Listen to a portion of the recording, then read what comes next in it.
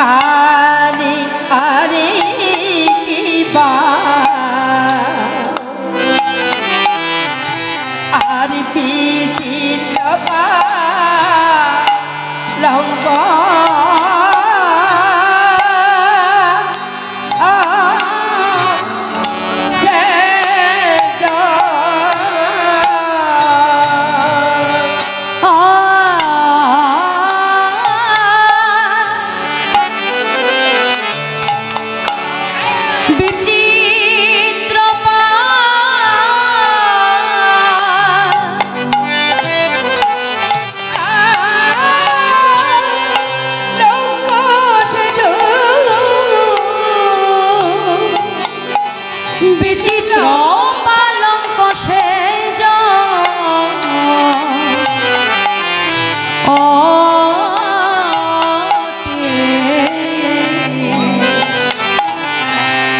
অতি মন হরে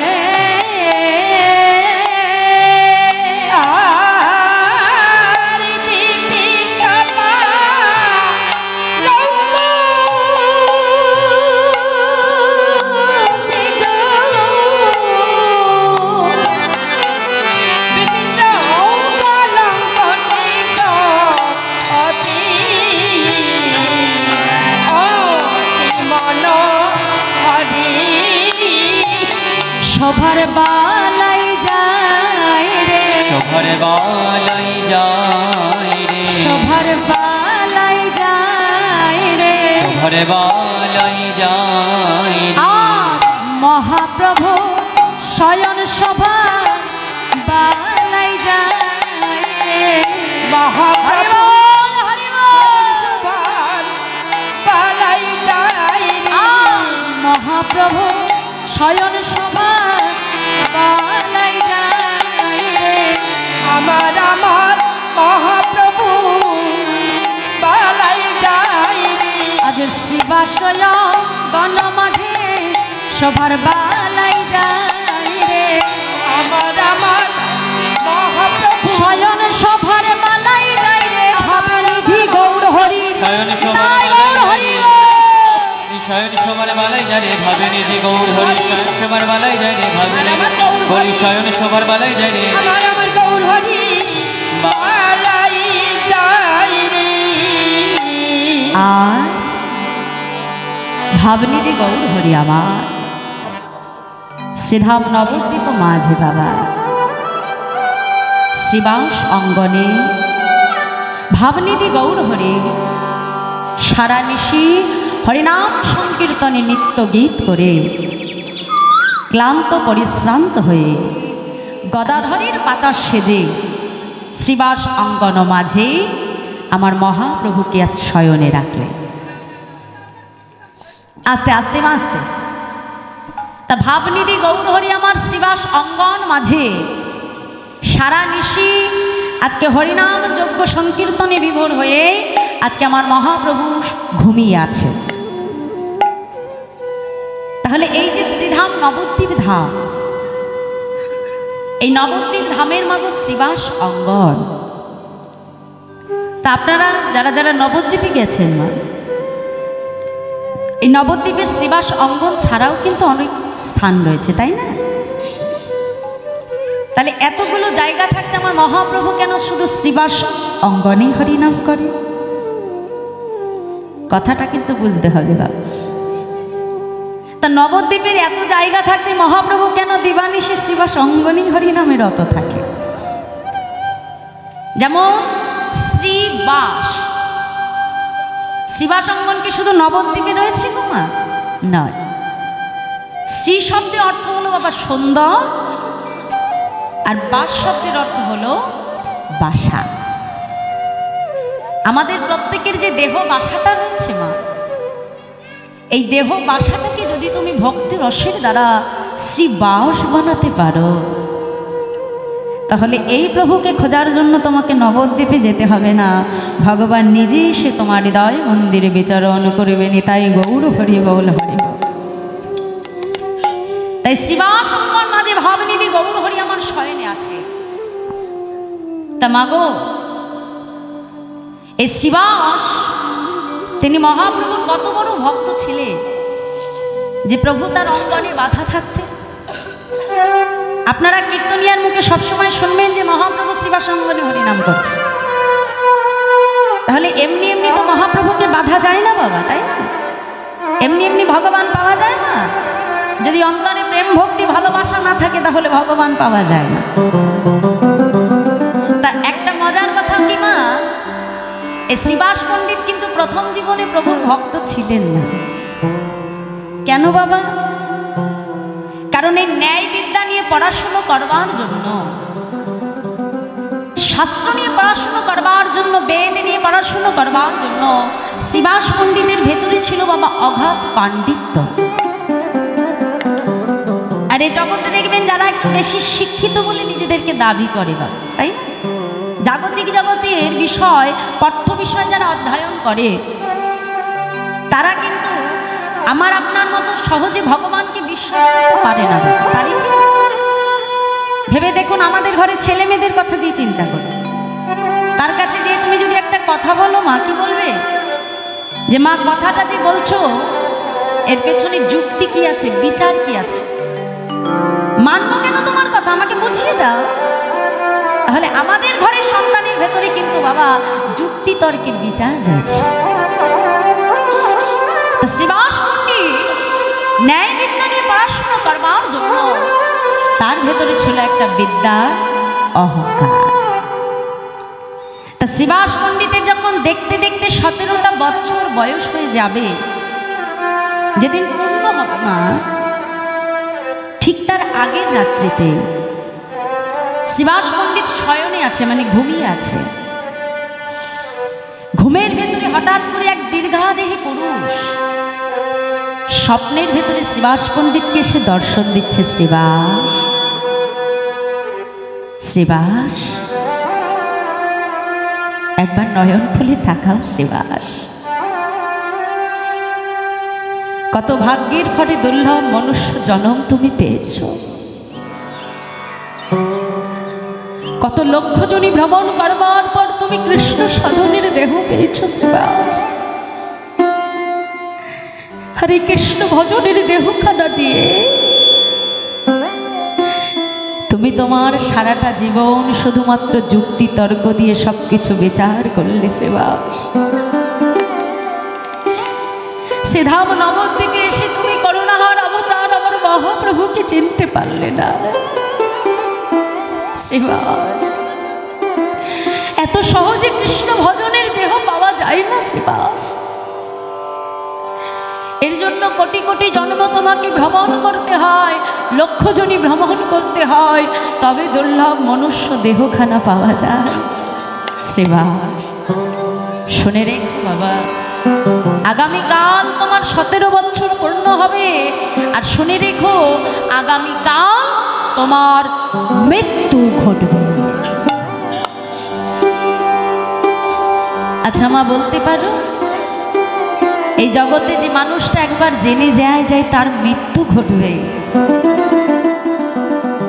যেমন হাসপাতাল থেকে যখন ক্যান্সার রোগীকে ফিরিয়ে দেওয়া হয়, কি বলে মা? এ আর বাঁচবে না, প্রভু যতদিন রাখবে ততদিনই থাকবে। তা তার কাছে যে যদি তুমি কোনো দামি দামি জিনিস, খাবার, গয়না, আসবাবপত্র নিয়ে যাও মা, সবটাই কিন্তু তার কাছে কেমন তুচ্ছ, মানে মূল্যহীন হয়ে যায়। কেন? সে জানে এই জগতের সুখ ঐশ্বর্য তার বেশি দিনের জন্য নয়। প্রভু যে মুহূর্তে তাকে স্মরণ করবে, ডাক দেবে, তখনই তাকে সর্বস্ব ছেড়ে চলে যেতে হবে।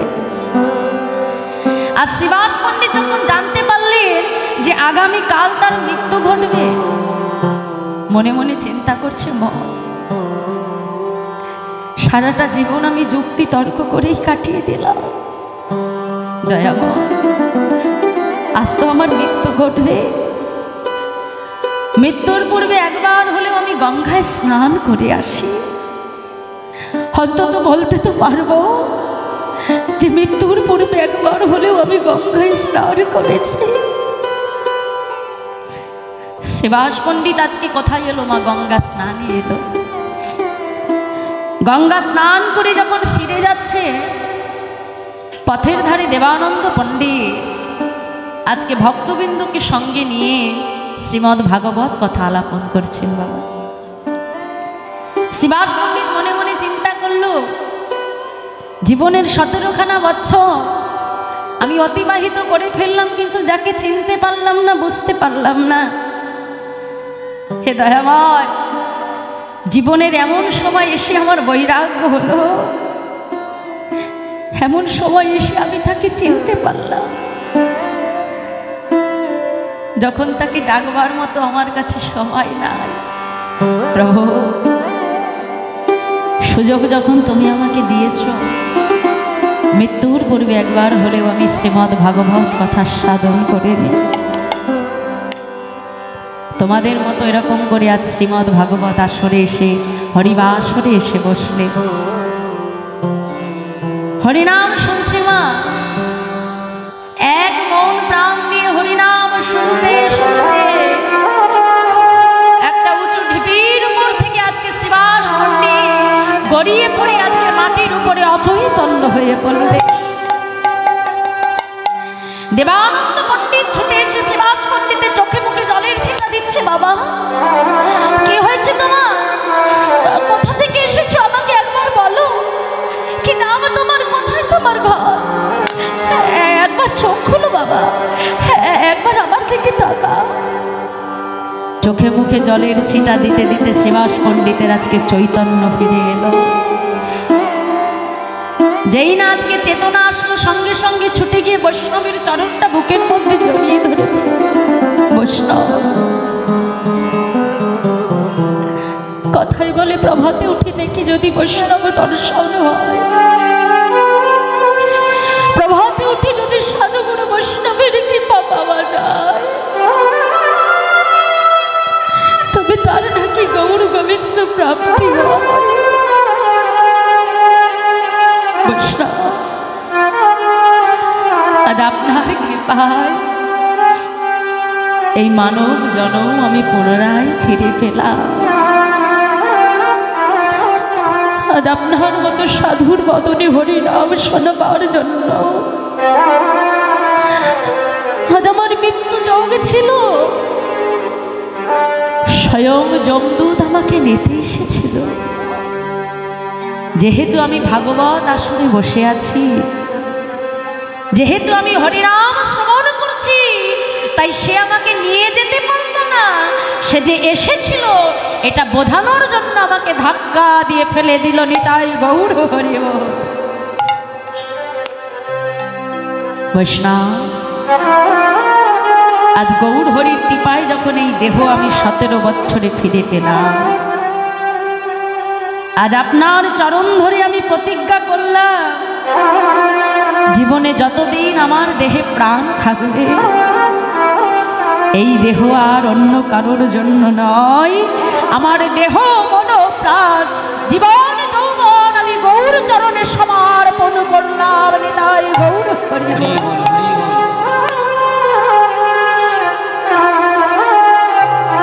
আর এমন ভাবে নিজেকে সমর্পণ করে দিয়েছিল মা।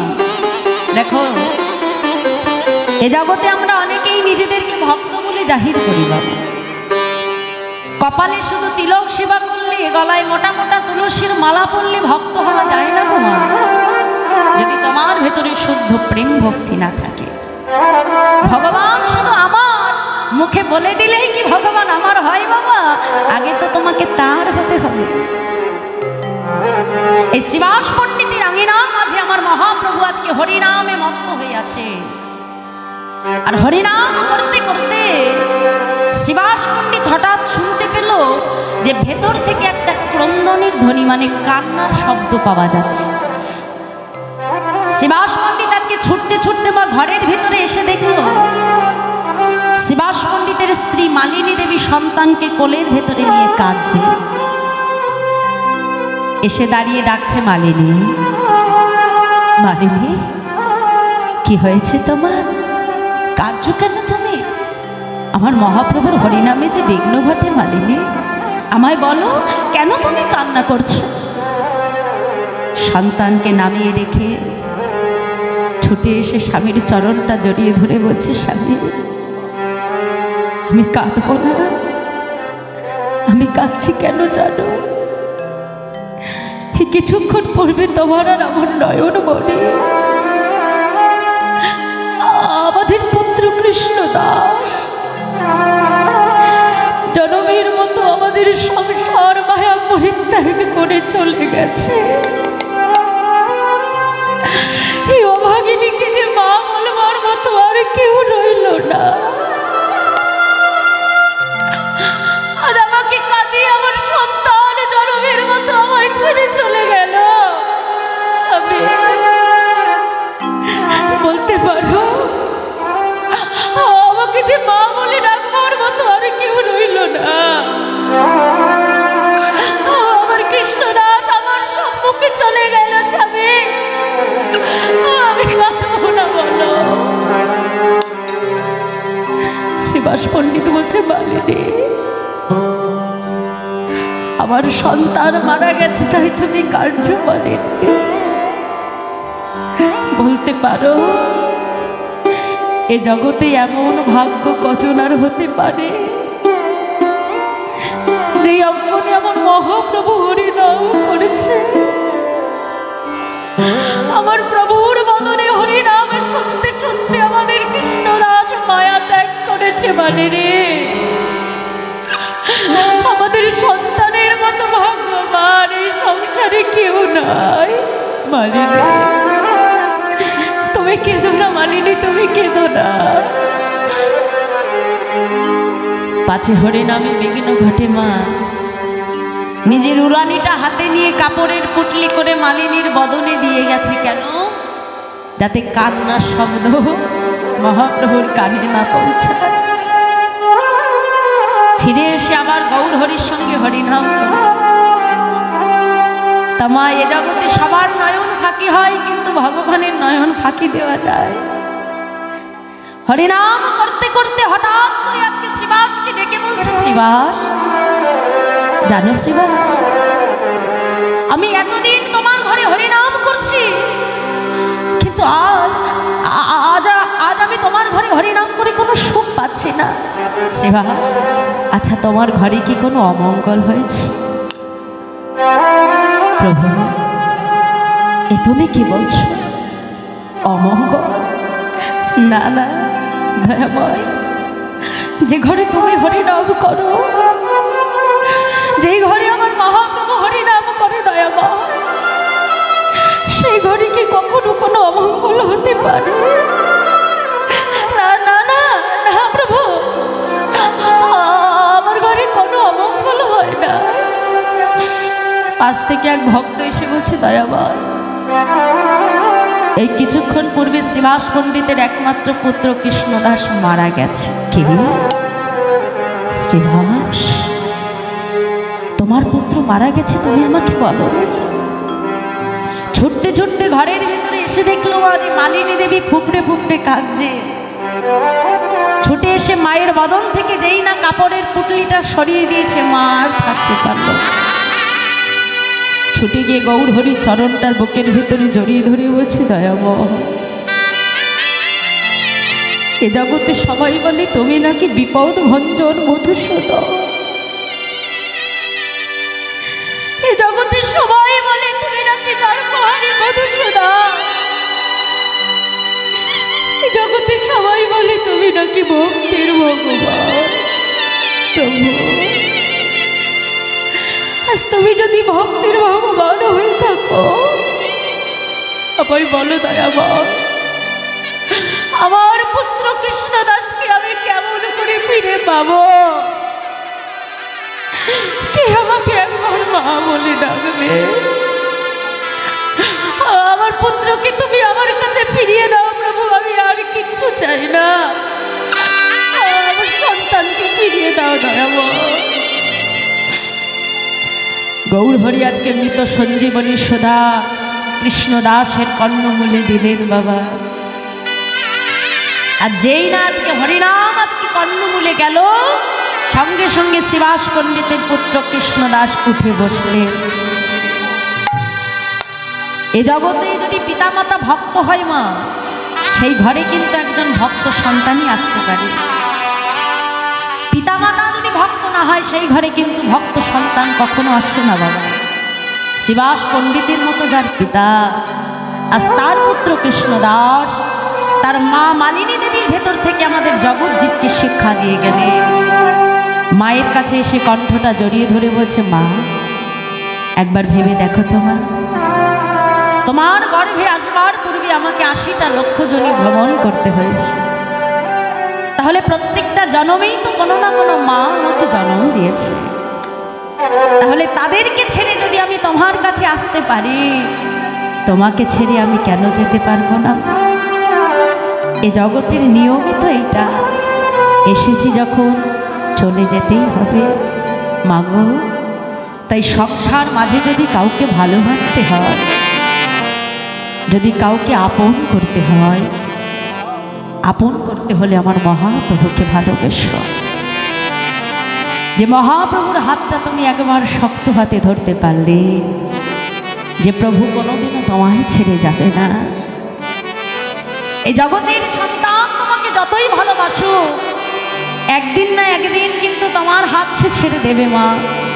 কিন্তু ভগবানকে ভালোবাসলে ভগবান কিন্তু কখনো ভক্তকে ছেড়ে যায় না। তাই মাগো, ভালো যদি বাঁচতে হয়, আপন যদি করতে হয়, তবে তুমি আমার গৌর হরিকে ভালোবেসো। তাই গৌর হরি বল হরি।